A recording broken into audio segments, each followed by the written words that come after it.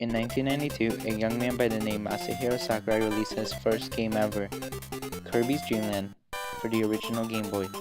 After the success of Kirby, he went on to work on the game that would change his life forever, Super Smash Bros. In 1999, he finished Super Smash Bros. And it was released to the public. He then began to work on a sequel, Super Smash Bros. Melee, and on November 1st of 2001, the sequel was complete and many people bought it. Melee was considered to be one of the best games on the Nintendo GameCube, and so many people played it. 9 years later, Sakurai released the next game in the franchise, Super Smash Bros. Brawl, for the Wii, and this one was not loved by all the fans, but it was still a good game.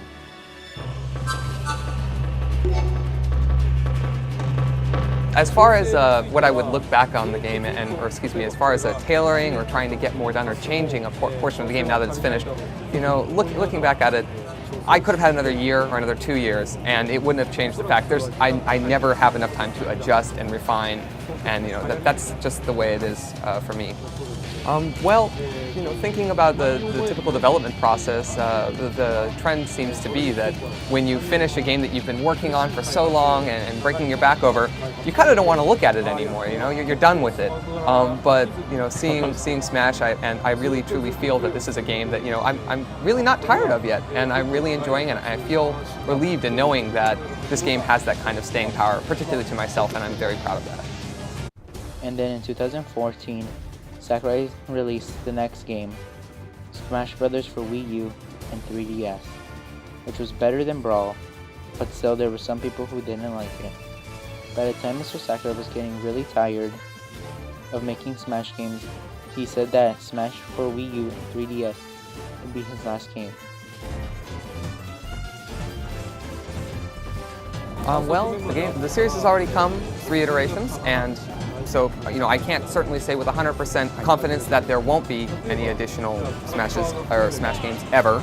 But at the same time, I'd really like to note that I feel like with this current game, with Brawl, there are already so many modes and so much to do that it's really hard to exhaust what you can do with this game. And that I'm really against the idea of merely, creating a sequel that would add modes or increase the number of characters in the roster. All those sort of things that just simply fatten up the game are something I'd like to avoid if a sequel ever came out.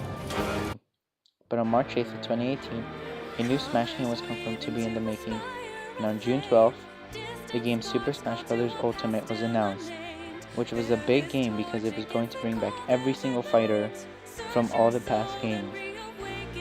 And to finish it off, Smash Ultimate was released on December 7th of 2018. Mr. Sakurai really needs a vacation and a long break. When thinking about this game and when realizing that we were going to do Wi-Fi, we had to think a lot about the whole idea of net communication, communicating over the internet, and understanding that when we were doing this, one of the things that we paid a lot of attention to was the fact that there are a lot of unpleasant experiences to be had out there, be that being insulted over the internet or that sort of thing, and it's one thing if you're used to it, if you're playing a first-person shooter online with 16 people and these guys and they're trading things back and forth and yelling at each other, that's all well and good, but when you've got new people, and one thing I've aimed to do is really to bring new people into the fold, and if this is their first online experience, I want it to be a pleasant one. I want to dodge and avoid those kind of situations that could make the whole experience online psychologically damaging or unpleasant. So that's one of the reasons we've decided to not include that feature.